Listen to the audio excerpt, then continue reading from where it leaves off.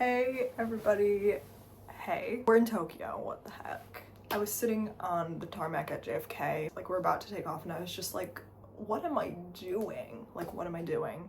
I'm literally about to be on a plane for like 14 hours and then be in Asia alone. That's crazy. I have a cute little hotel room. It's very compact, but I feel like it's perfect for one person. I'm staying in Asakusa, which is like a kind of a quieter area, but my sister recommended it to me. It's also a dog-friendly hotel, so hopefully I see some dogs. There's a 7-Eleven and a supermarket really close. But yeah, I made it through the flight. We had 3 meals. I watched 6 episodes of Outer Banks season 4, 1 episode of John Adams, 1 episode left. I'm just like crawling through that show. And then I watched 1 movie, Lost in Translation, because that felt like required viewing before touching down. Long line for customs. So that was annoying, and it was really hot in there. I was glad that I did the online form before, so I didn't have to fill out a paper form or do anything when I arrived, because I already had the QR code ready. But I was managing, like, I was doing the girl claw where you're holding like 8 things in one hand. I had my passport and my water bottle and my jacket and phone. It was a mess. I made it through. Everyone is so kind so far and patient with Americans, especially because there were some entitled American guys who were here for golfing, and they were like, this line is insane. And I mean, like, yeah, it was insane, but whatever. I purchased like a card for the trains and loaded it with money already, so when I was in the line for purchasing tickets, someone was coming through and was like, oh, you already have your ticket, so just go around. And that was really helpful. I feel like they utilize signs and images a lot so far from what I've noticed, which makes it easy to understand if you don't speak Japanese or are not from here, which obviously there's a lot of people who are not from here visiting. It's 3 a.m. in New York, I believe, and I'm feeling good. I didn't sleep at all during the flight because, I mean, those aren't my sleeping hours, and I was just like, I'm just gonna arrive and power through and then go to bed like kind of early here. I think that's gonna be fine. I'm on, like I said, I'm feeling kind of good, which is kind of crazy. Once I got out of the airport, it was pretty easy, and I think being a New Yorker and being good at subways made it really easy. I had to take 3 different trains to get here, but that was not difficult at all. The first was like the air monorail, which was reminding me of like the JFK air train. It was just like a straight shot to this one station. Then I got on another train, and then I got on like a local line for 1 stop to get here, and then it was literally like a 2-minute walk to my hotel.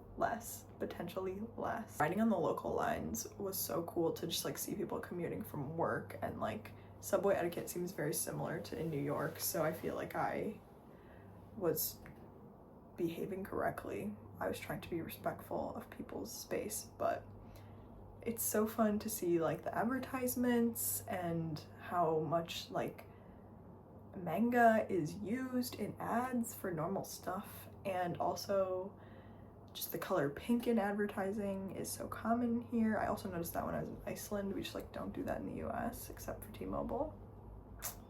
Lyft, I guess we're getting there. I am just glad to be here. I'm glad to like be setting up.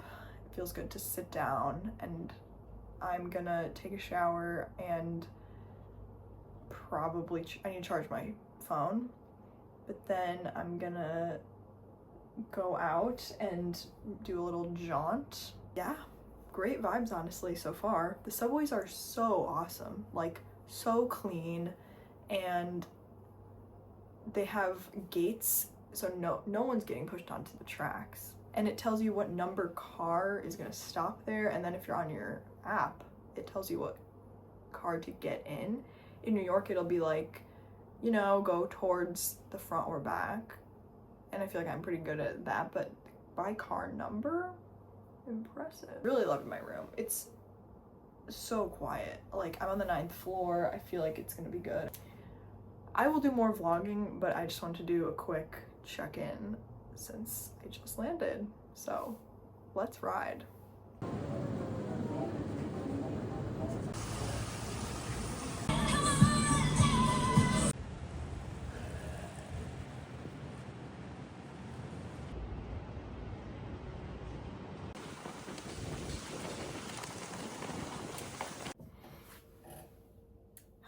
now. Just went for a little walk around my neighborhood and it's adorable.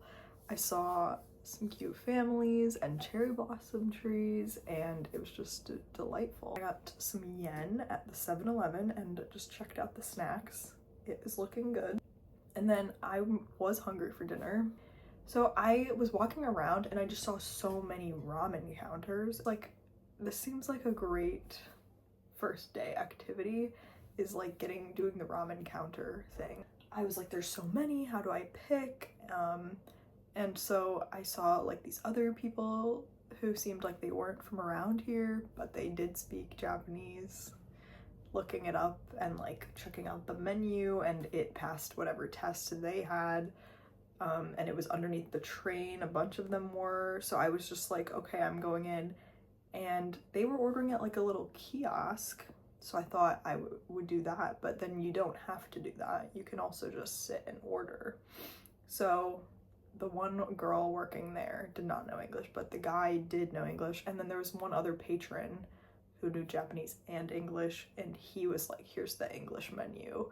So that was nice, but I think I could have ordered just picking images. That would have been fine. I watched Tampopo, and it's this movie about ramen culture basically, and you need to finish it. If you don't finish it, like, you are screwed. Like, that is a sign of disrespect. So there I am at the ramen bar. And you know what? It really lends itself to being on your phone because everyone's just there and everyone is doing their own thing on their phones. So I'm like studying these other people and their practices because I want to show respect at the ramen counter. I placed my order. I got miso ramen with egg and green onion, but the egg was so good, very jammy.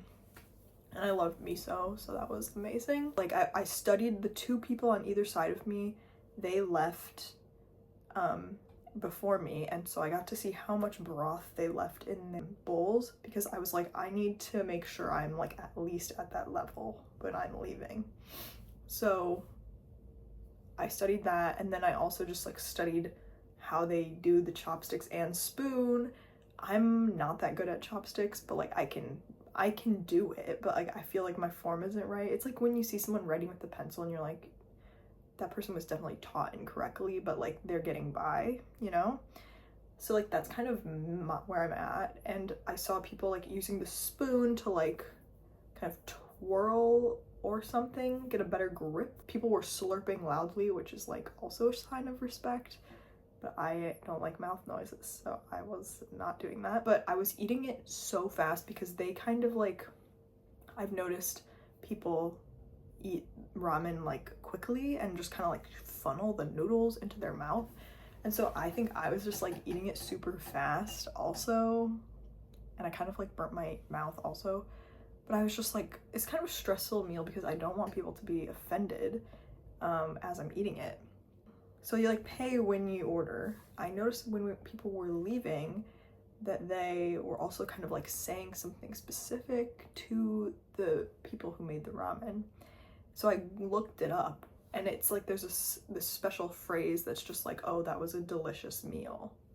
And you're supposed to wait to make eye contact with the person who made the ramen. I looked up the phrase and I was like practicing it in my brain, but I was nervous to say it raw to someone for the first time.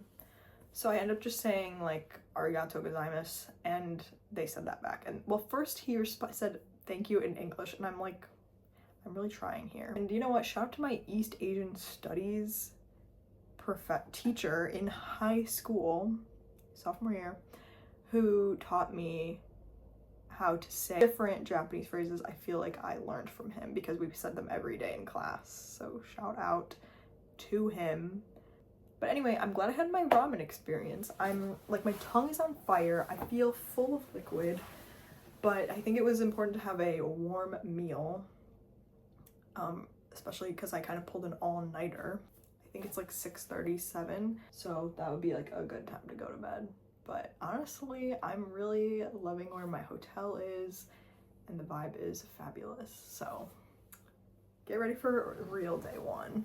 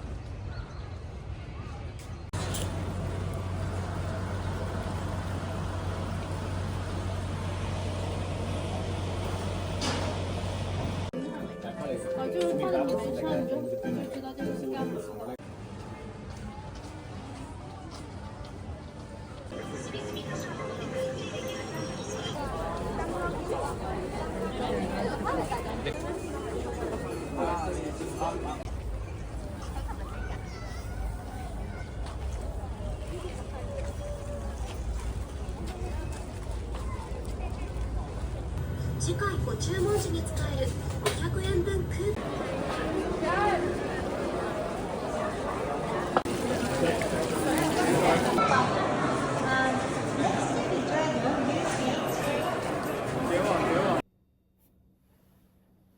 Hello guys, it's the end of Monday, my first full day in Tokyo, and I've been in bed since 5 p.m.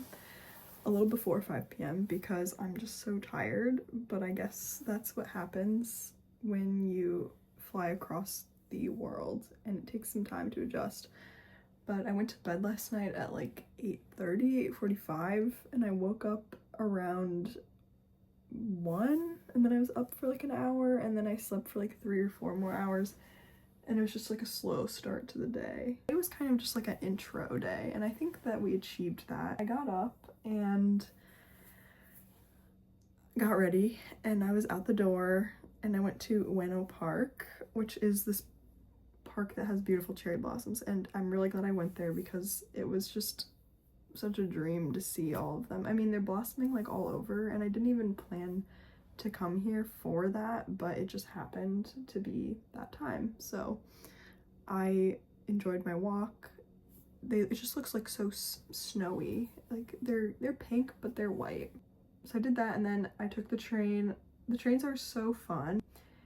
I love how they play little songs. It's really easy for me to navigate. It should be easy for everyone, honestly. It's like very intuitive if you just like follow what your phone's telling you. This isn't my highlight of the day. I had my traditional matcha tea ceremony, and I got to wear a kimono, and then they did my hair, which is still up, and I'm like, I should wear my hair like this more. Like, this is such a fun updo. But it was so fun to pick out a kimono and then do the ceremony and learn about how to make matcha and just like all of the ceremony. I feel like Japanese culture, there's so much like acknowledgement and honoring of items and other people when you're doing things, and so that was really an amazing experience, and I just loved getting to wear the kimono. It was so beautiful, felt like a princess. Yeah, it was just really like special to like have someone fit you in it and like tie all the things the right way and rope you in basically. So that was really awesome. I had 2 hours before my walking tour around Asakusa. I was hungry, so I decided to get this like minced meat patty type thing. It wasn't like katsu, but it was still like kind of in a patty. That was really tasty. And then I had strawberry daifuku, which was so good. I love red bean paste. I think I need to get more of that on this trip. And then I just like walked around the shops, like walked along the river, and just kind of enjoyed. So I got lots of steps in, and that was nice. The walking tour was great because I got to learn more about the history of like Buddhism and like Shinto shrines, but ultimately the tour was like kind of a little bit too long. And then I was still hungry, so I was like, let me go back into the market, but it was just like so overwhelming and like kind of chaotic. I got like this chicken cabbage pastry of sorts, it wasn't that flavorful. You're not supposed to walk and eat or walk and drink here, which is tough.